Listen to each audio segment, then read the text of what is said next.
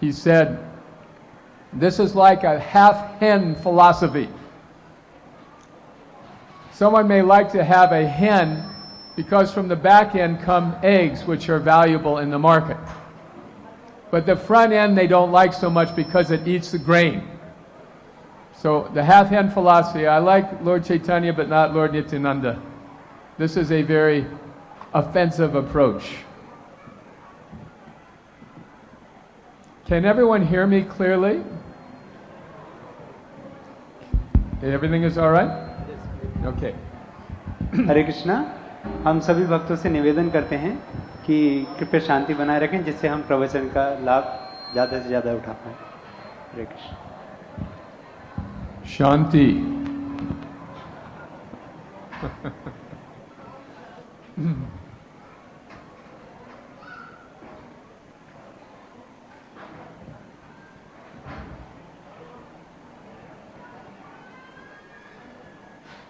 I feel like I'm speaking over. I'm trying to talk over so much noise.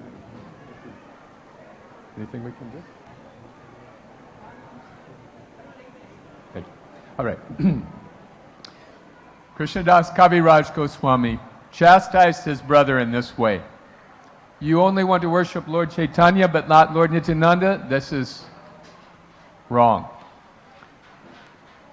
That night, because he had made this instruction to his brother, Lord Nityananda came to Krishnadas Kaviraj in a dream. And in the Chaitanya Charitamrita, he gives a beautiful description, a very vivid description of Lord Nityananda. Would you like to hear this description?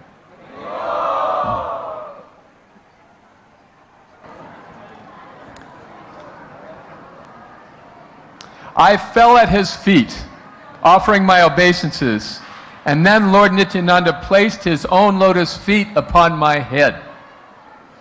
Arise, get up, he told me again and again. Upon rising, I was greatly astonished to see his beauty. He had a glossy, blackish complexion, and his tall, strong, heroic stature made him seem like Cupid himself. He had beautifully formed hands, arms, and legs, and eyes like lotus flowers. He wore a silk cloth with a silk turban on his head. He wore golden earrings on his ears and golden armlets and bangles. He wore tinkling anklets on his feet and a garland of flowers around his neck. His body was anointed with sandalwood pulp, and he was nicely decorated with tilak.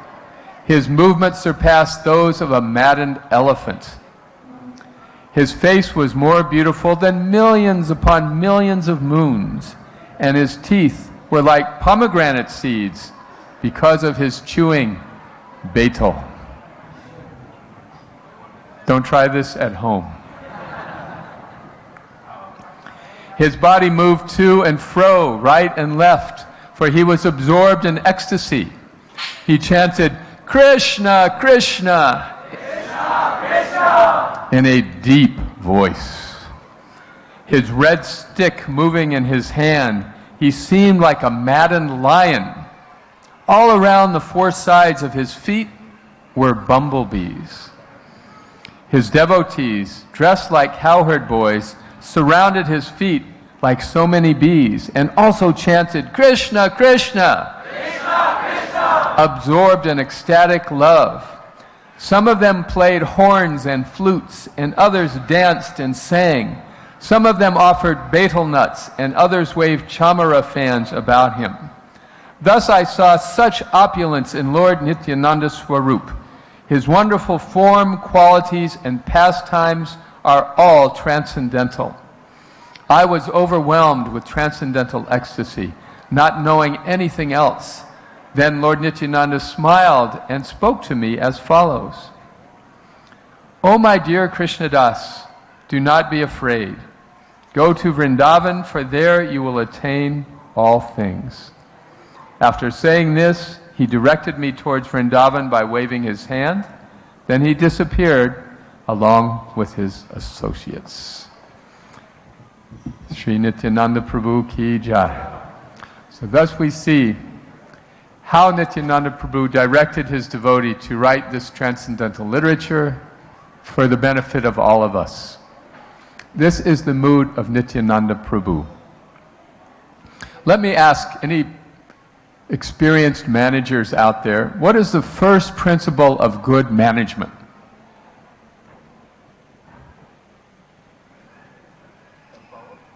Empower, or in order to empower you have to do what? Train, okay.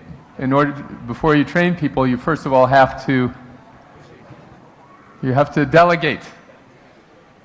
You have to delegate. So Krishna is Ekala Ishwara Krishna, our Savyabhra. He is the one supreme controller. All others are dancing according to his tune.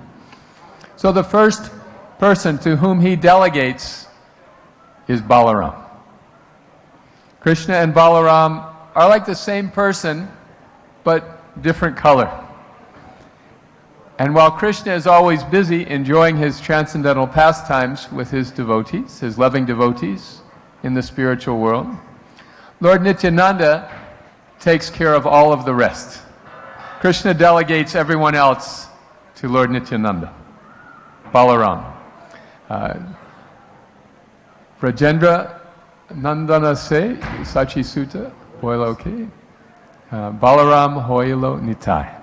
This Balaram, to whom Krishna delegates everything, is also Lord Nityananda. He has come again. We'll talk more about that in a minute. But first of all, understanding the position of Lord Balaram. Balaram expands himself as all the Vishnu incarnations. Mahavishnu, Garbhodakshaya Vishnu, Chirodakshaya Vishnu. The appearance of God in the material world. The origin of the whole universe. All of this is just a tiny portion of Balaram. And when Balaram appears in the pastimes of Lord Krishna, Krishna is with the Pandavas, his loving devotees, and Balaram is taking care of who? Duryodhana. Yes, Krishna doesn't personally deal with those who do not want to be intimately associated with him in love. He delegates that responsibility to Balaram. So everyone who comes to this world, whether it's Gainesville, Florida, USA, or Pune, India, we're all here because at one point in our lives we thought it'd be a very nice experience to see what life is like when I don't have to make Krishna the supreme. I can be the supreme. I don't have to serve Krishna. Then immediately Krishna arranges places like this for us to come. But he doesn't leave us alone. He delegates our care to Balaram. So understanding Balaram in this way, we see that everything that exists in this creation is coming from Balaram through the agency of Vishnu.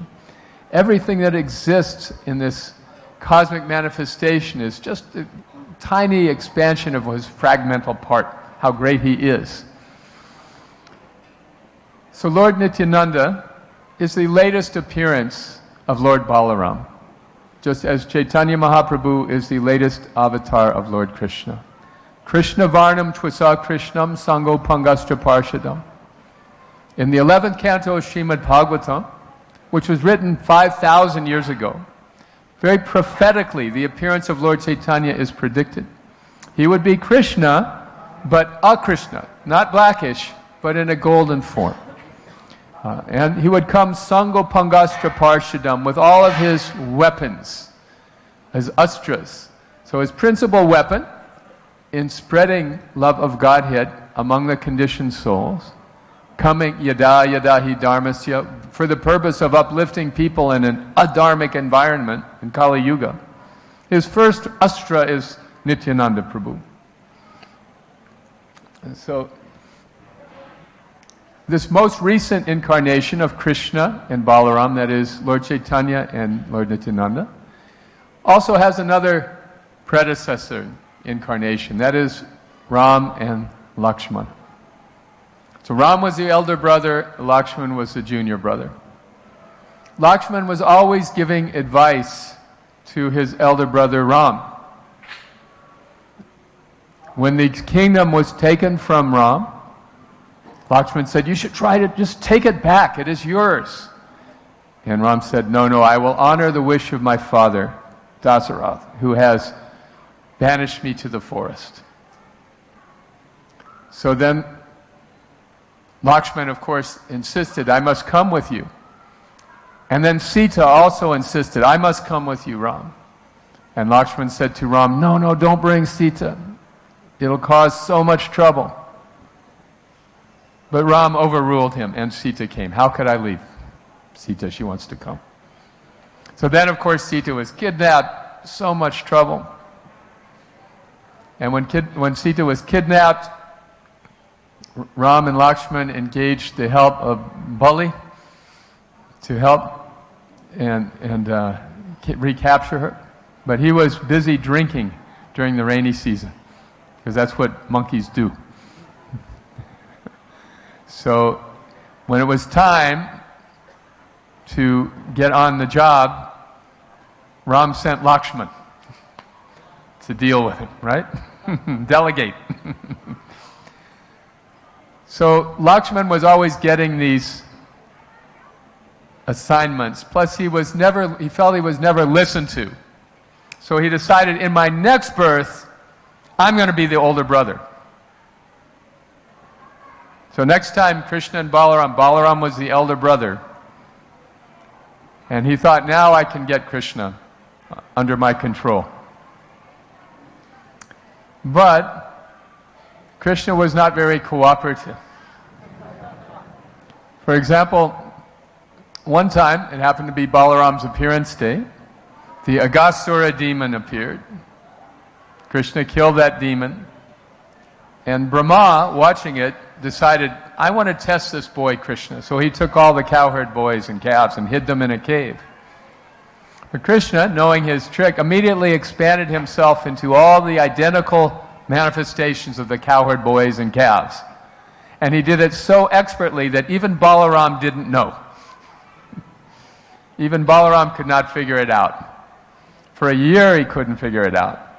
Then one day he noticed that all the cows up on Govardhan Hill were running down to be with the calves that were in the care of Krishna and the cowherd boys.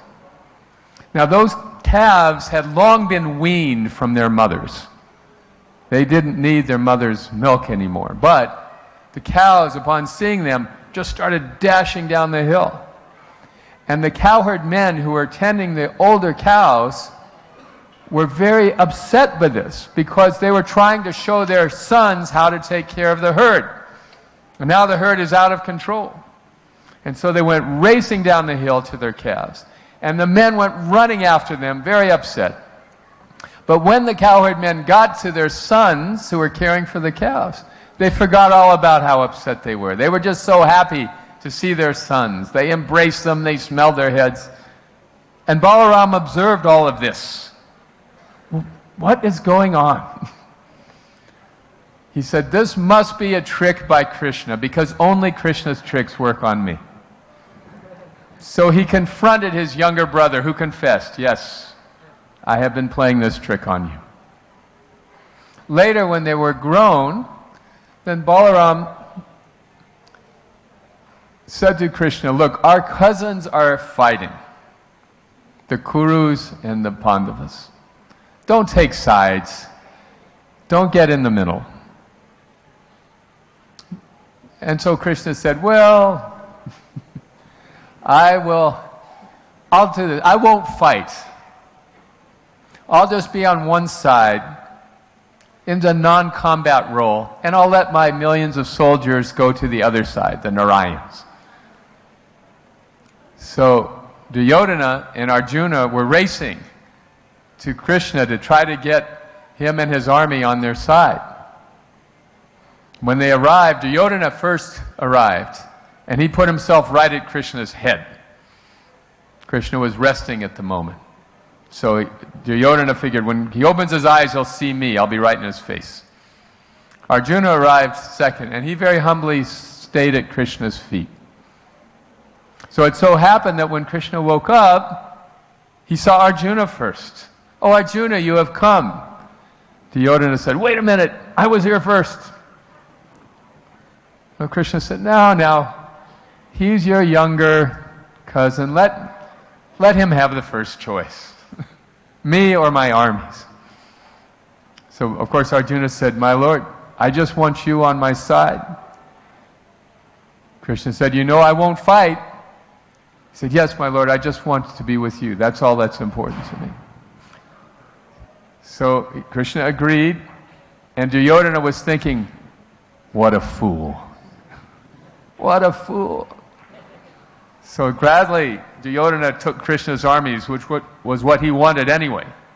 So he got millions of soldiers, and Arjuna got Krishna as an Uber driver.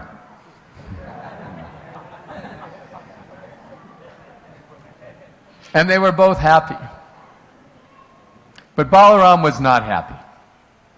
"Why are you getting involved?" So he just left. See? So again, Balaram was not getting what he wanted as the older brother. So he decided, next time, I'm just going to do whatever I want. So this is Lord Nityananda. Lord Nityananda is the Avadhut. He is not exactly fitting in any varna, ashram, or position in society. Lord Chaitanya says, "I'm taking sannyas." And Lord Nityananda says, "Yes." And then as soon as they are traveling together, and he has the opportunity, Lord Nityananda takes his danda and breaks it in three and throws it in the river. In fact, just when they were leaving the home of Sachi Mata, Lord Chaitanya was all set to go to Vrindavan. And Lord Nityananda went ahead. And he told some cowherd boys, "When you see the sannyasi come, tell him the Ganga is the Jamuna."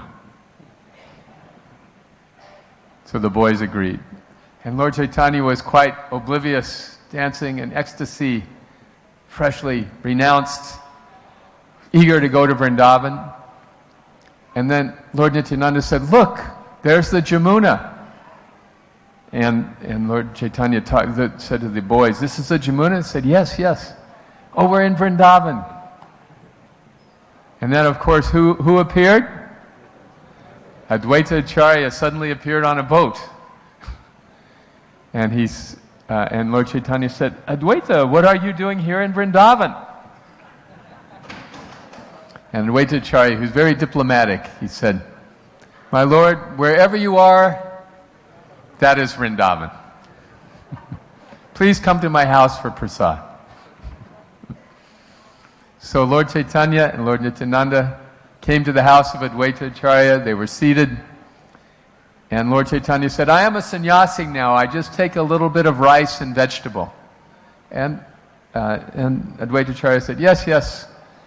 And then he began bringing huge quantities of prasad. So Lord Chaitanya was protesting, "I'm a sannyasi, I can't eat so much." But Lord Nityananda was saying, "I came here today to break my fast, and this is all I'm getting?" And Advaita Acharya said, "Look, I don't know exactly what class you belong to, but just stop your greedy mentality and accept whatever little alms I can give you. I'm just a poor householder Brahmin." And Lord Nityananda said, "I thought I was going to break my fast. This is all I get." And he threw, in disgust, he threw some rice at Advaita Acharya. And when that rice hit him, Advaita Acharya began dancing. Haribo. He called Lord Nityananda a reject Paramahamsa. So these are the exchanges between Lord Chaitanya and Lord Nityananda. Lord Chaitanya had no control over what Nityananda Prabhu would do.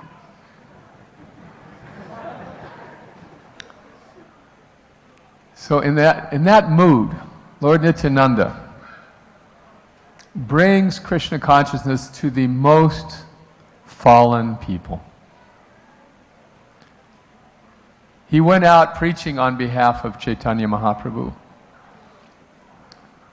And the most obnoxious people in the whole village were these two fallen Brahmins named Jagai and Madhai.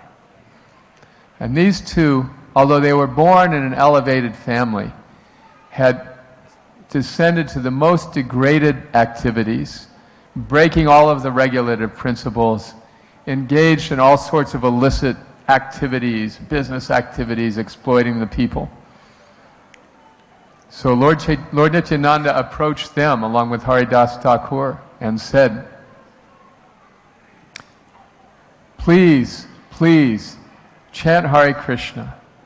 Give up your sinful ways. So Jagai and Madhai, who were quite drunk, were amused and yet offended by this entreaty from Lord Nityananda. So they struck him with a pot and drew blood from his transcendental head. So when Lord Chaitanya heard about this affront to Lord Nityananda, he immediately appeared on the scene with his Sudarshan chakra. Because the Lord can tolerate many offenses, as he showed with Shishupal, many offenses to him directly, but he cannot tolerate an offense to his devotee. So when Lord Chaitanya came, he was prepared to decapitate Jagai and Madhai in the same way he decapitated Shishupal, with only this one offense. But Lord Nityananda intervened. He said, my Lord, if you kill all of the sinful people in Kali Yuga, who will be left?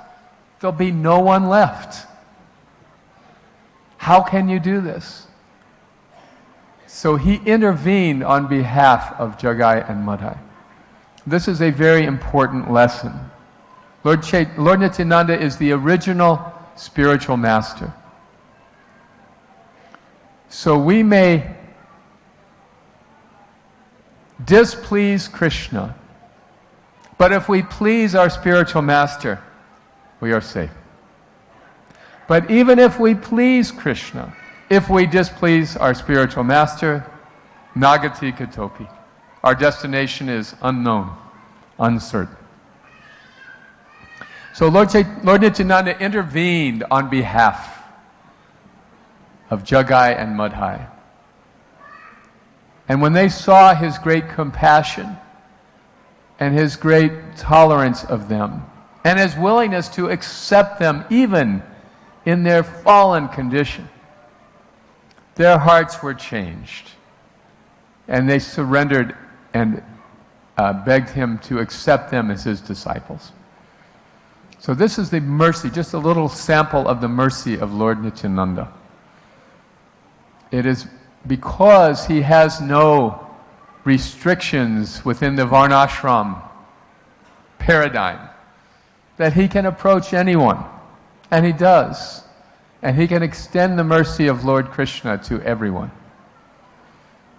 Therefore, to worship Lord Chaitanya without Nityananda is a great offense.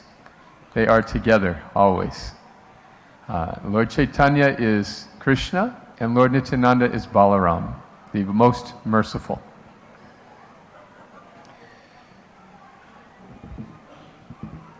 So I wanted to say a few words about this mercy of Lord Nityananda. You know, this morning some of you were here when Radhishyam Prabhu sang the bhajan, Parama Karuna Pahundwijana, Nitai Gaura Chandra, Saba Avatar, Saro Shiromani. They are the essence of all incarnations. And their path for spiritual life and progress is very appropriate for this materialistic age. What is that?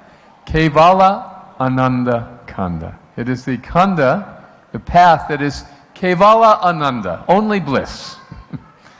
Only bliss. Only happiness. Only joy.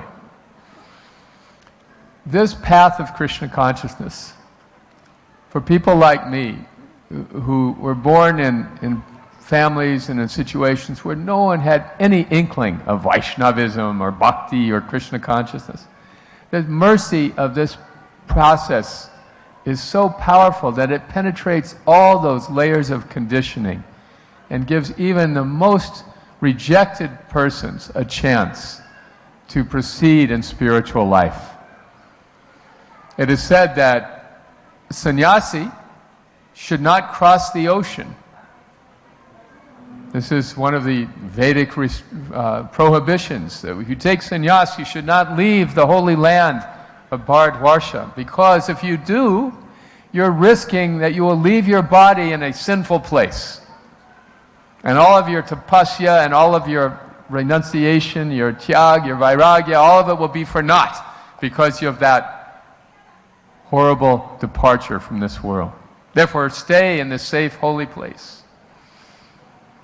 But the mercy of Lord Nityananda is such that Lord Chaitanya envisioned every town and village of the earth will hear the holy names of Krishna. Hare Krishna, Krishna Krishna, Hare Hare, Hare Rama, Rama Rama, Hare Hare. So in that mood of Lord Nityananda, Srila Prabhupada fearlessly got on this freighter, this ancient freighter, and crossed the Atlantic and came to this very sinful place, America. And there, for a year, he struggled with no support, very little response, but he was always feeling the blessings of Lord Nityananda as manifested in his spiritual master, Srila Bhaktisiddhanta Saraswati Thakur. Lord Nityananda is the original spiritual master. So just think how pleased he was to see his devotee taking this great risk. So by the mercy of Lord Nityananda, the very fallen people somehow became a little interested in the chanting of Hare Krishna. And then from that little beginning, Srila Prabhupada was so tolerant, so accepting, so appreciative of anyone who had the slightest interest, that he made it easy for them to come forward. When the first few devotees, the first few men wanted to stay in the ashram so they could study Krishna consciousness more actively, well, the only ashram was a storefront at 26 2nd Avenue, a little storefront with a sink in it. Prabhupada had an apartment in the back building. So all these young men would take showers at Swamiji's bathroom. And Swamiji would wait in line with the other men for the use of the shower. You see this mercy. You see how the mercy of Lord Nityananda means you see past all other considerations and see the spirit soul within, not the material body. That is the mercy of Lord Nityananda.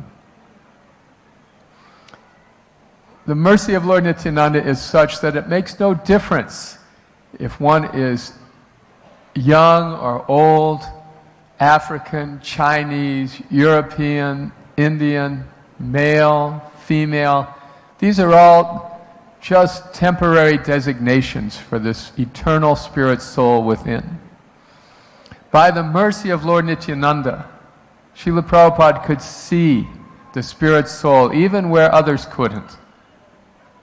And he accepted their sincere efforts to serve, even though there was a great distance for them to travel in terms of the classic Varnashram and Vedic purifications. This is why particularly this mood of Lord Nityananda is so important in Kali Yuga, because it's not possible to come to the platform of Vaishnavism by the processes of bhakti, by the processes of Vedic rituals for this day and age. One of Lord Chaitanya's disciples, Rupa Goswami, said, define bhakti, or devotion, in a way that makes it possible for us. He says, Anya vilasita shunyam jnana karmadya navritam anukulena krishnanu shalanam bhaktir uchate. That devotion to Krishna that is not in any way motivated by becoming a wise scholar or by getting some sort of benefit either in this world or in the heavens, but only motivated by wanting to please Krishna. That's real bhakti. So this process of bhakti that Lord Nityananda gave us makes it accessible to everyone. Srila Prabhupada compared it to taking the elevator to the top of a tall skyscraper or taking the stairs. Through what Krishna calls the flowery words of the Vedas, one can gradually rise up to the platform of bhakti. But by the mercy of Lord Nityananda, one can immediately take to bhakti and immediately come to that platform of pure, unalloyed devotion to God. That's the mercy of Lord Nityananda. Now, you know, when Mother Yashoda was trying to bind baby Krishna, and the rope was always 2 fingers too short, right? What are those 2 fingers? The endeavor and the grace. So the grace is there by the mercy of Lord Nityananda. The endeavor has to be there from our side. That will make it possible, even in a fallen age, to come to the highest platform of bhakti. So what is this Kevala Ananda Kanda, this path of pure ecstasy? It's described in the 11th canto of Srimad Bhagavatam, a very nice way. Bhakti pareshanu bhava viraktira anyatra. These 3 things. That bhakti, or devotion to Krishna, along with direct experience of God,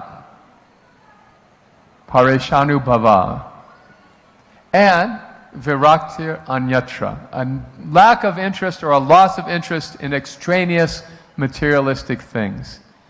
These 3 things happen simultaneously for one who treads the path of Lord Nityananda. Trilokya kalaya, eka kalaya, one time. These 3 things happen eka kalaya, once. Prapadyamanasya, just as yatash natas yus, a person who's eating, and this is a very good verse just before prasadam on a fast day. Just as a person who's eating experiences 3 things. First is pleasure. Second is nourishment, fulfillment. And third is relief of hunger. See? So this tushti, pushti, shud apayo, nughasam. Yeah, with every morsel. So on the path of Lord Nityananda's Sankirtan movement, the mercy that we get from him, we experience immediately joy, relief from all material distress. This is the first symptom of pure devotional service that Rupa Goswami enumerates. Right?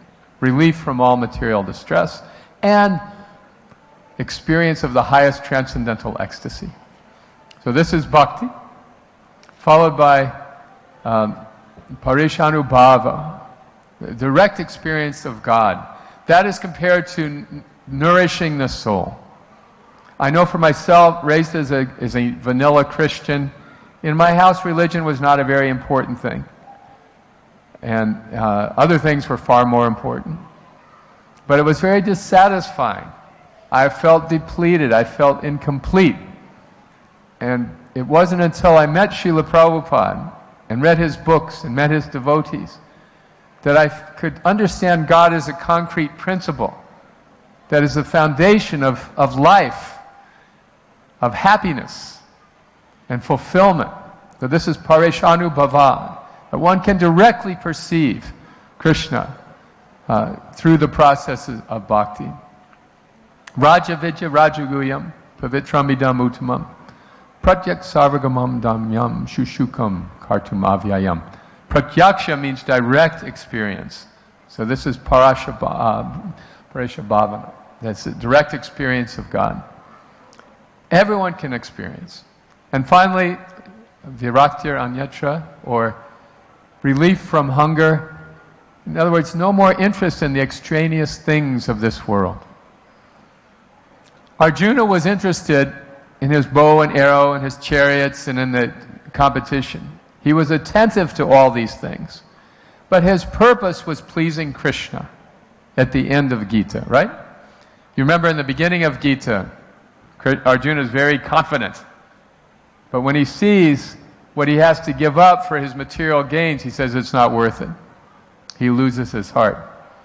So Krishna helps him through the course of the Gita understand, no, do your duty, but do it for me.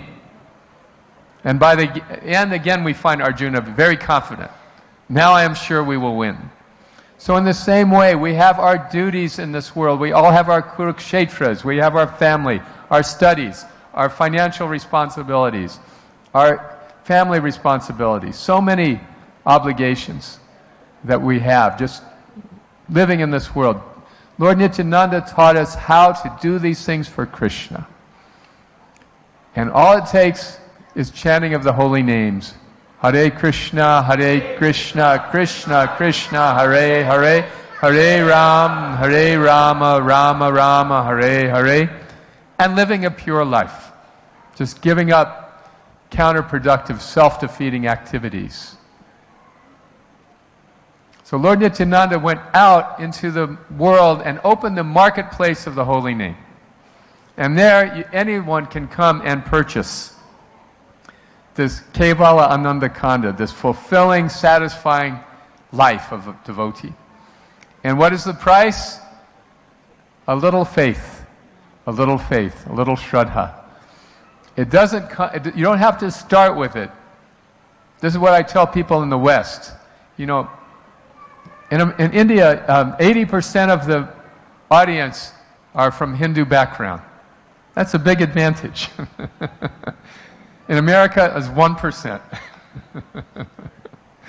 So we have to pray very hard to Lord Nityananda to get the Westerners to come.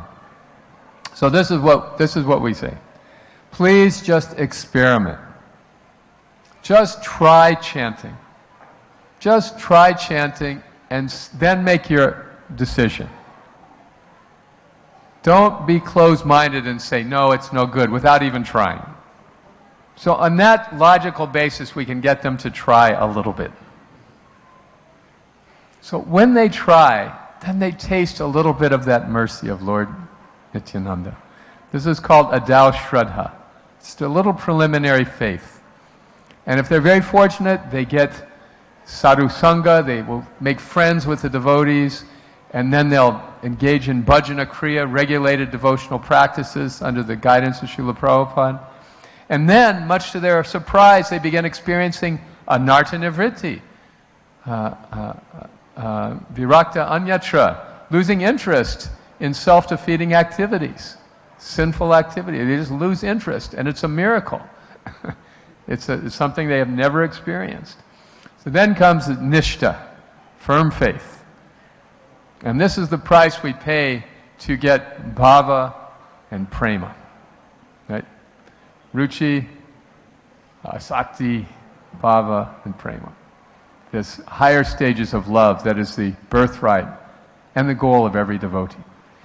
So today, on Nityananda's Trayodashi, the Nityananda Trayodashi, the appearance day of our most merciful Lord Nityananda, let us all resolve this life is very short.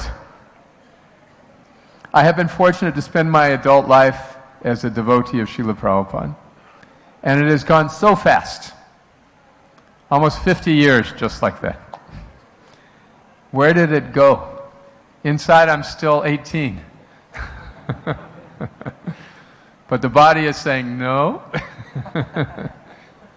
So now, I just have this very great opportunity to share with you. Please, please, use your life whatever you can.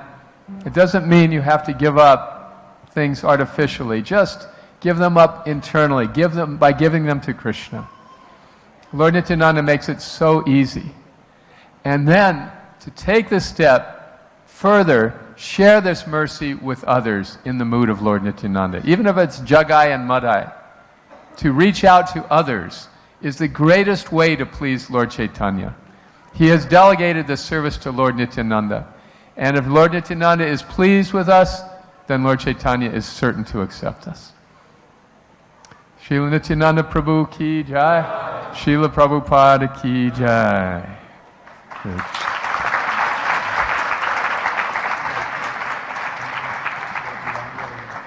Okay.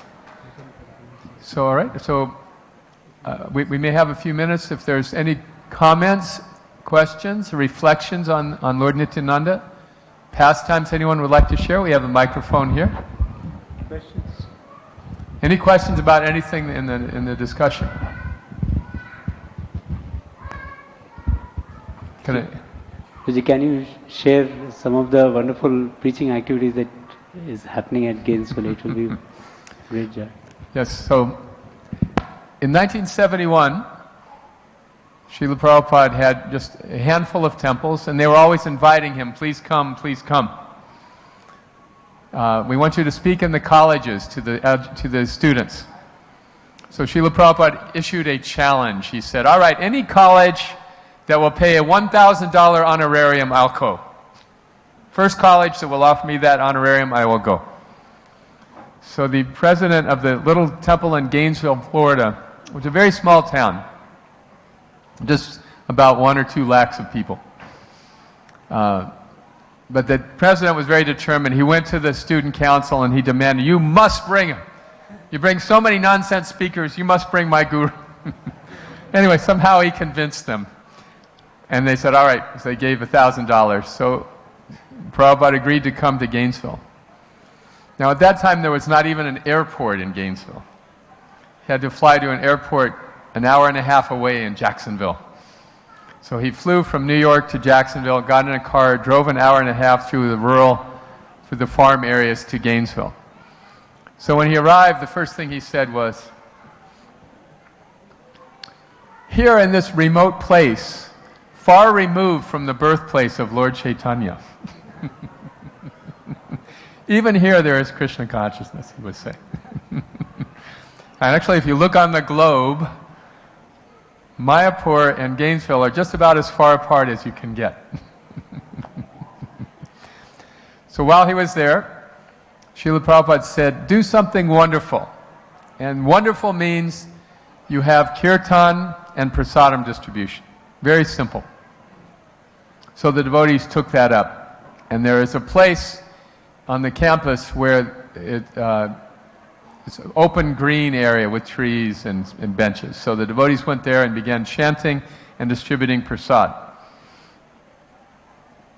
Now America has lots of, India you have your Vedic rules and regulations. America has lots of legal restrictions on everything.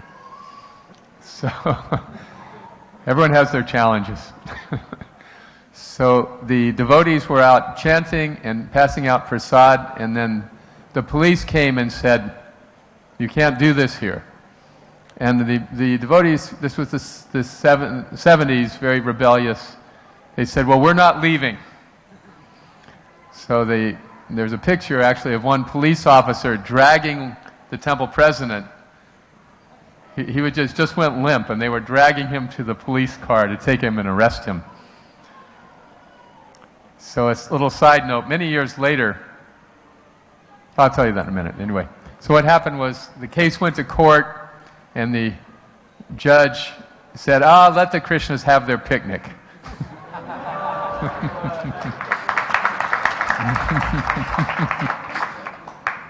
So every day after that, starting in July of 1971, devotees have been out there on that plaza distributing prasad. And sometimes very poor people would come, students would come, and it became more and more popular to the point where the devotees said, we have to ask for a donation, or else we can't continue this, because 200 people coming and they had to raise money elsewhere and try to feed them. And these students are generally not they're from fairly wealthy families. So they said, okay, we want a little donation for each meal. We won't turn anyone away, but we ask a donation. So then what happened is the attendance tripled because people would rather donate than take money from a weird take food from a weird cult. Turned out the students were much happier giving a donation, so they did that. And then it grew from 200 to 600 to 700, 800. Now 1,000 students come every day. So these students don't know anything about Krishna consciousness, for the most part. They don't know anything about bhakti or Bhagavad Gita, but they just like the prasada. And they like the fact also that all the devotees who are serving prasadam are having so much fun. They're very happy. You know, when you go to an ordinary restaurant and they say, hello, how are you? You know, but the devotees are genuinely having a good time and they appreciate it because they know when they're giving a scoop of halava, they say, human birth.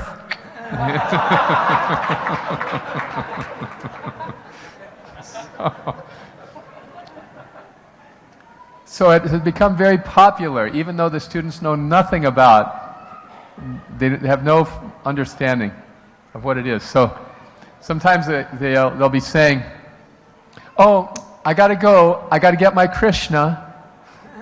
We call it Krishna lunch, but they just call it Krishna.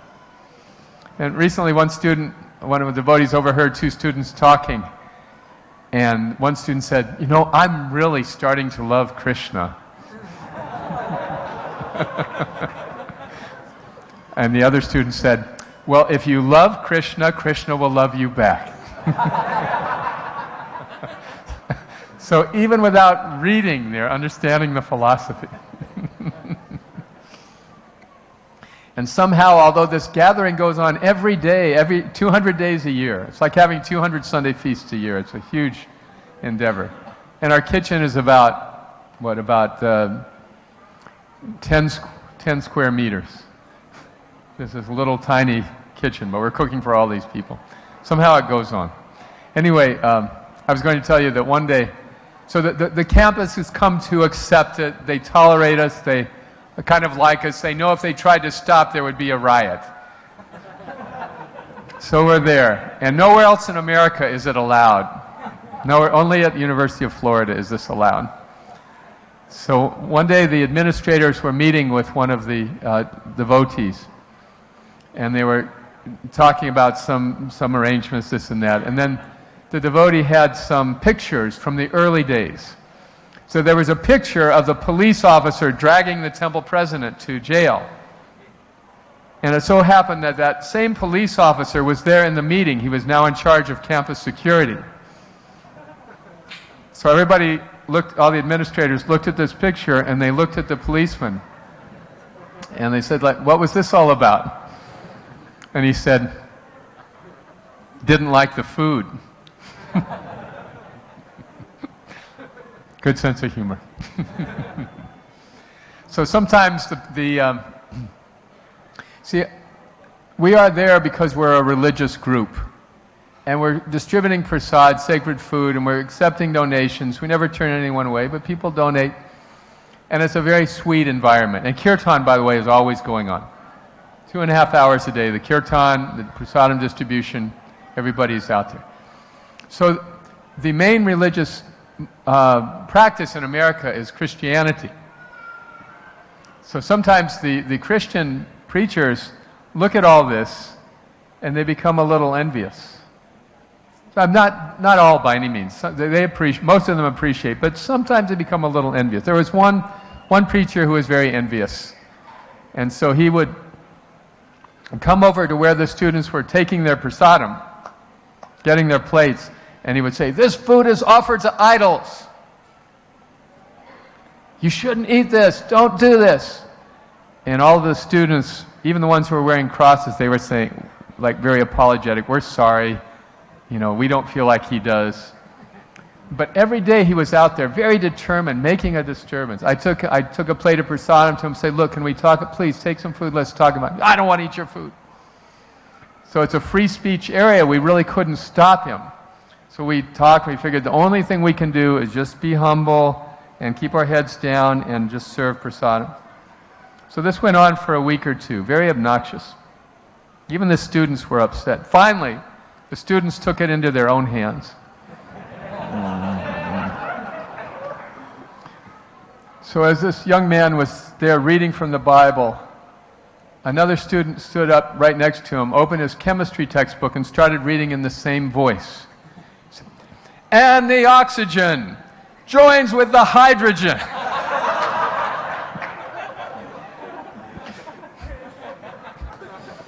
And all the students started laughing.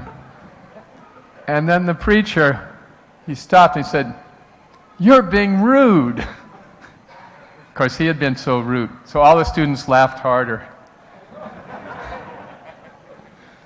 And so he was flustered, but he came back the next day. So the next day, the same students came out to him as he was reading. They all went before him and started paying obeisances, up and down. We're not worthy. We're not worthy. And everyone was laughing. And finally he went away. So anyway, these are some of the adventures of the lunch. The lunch has been going nonstop for going on 50 years now, in a year and a half. A little over a year, actually.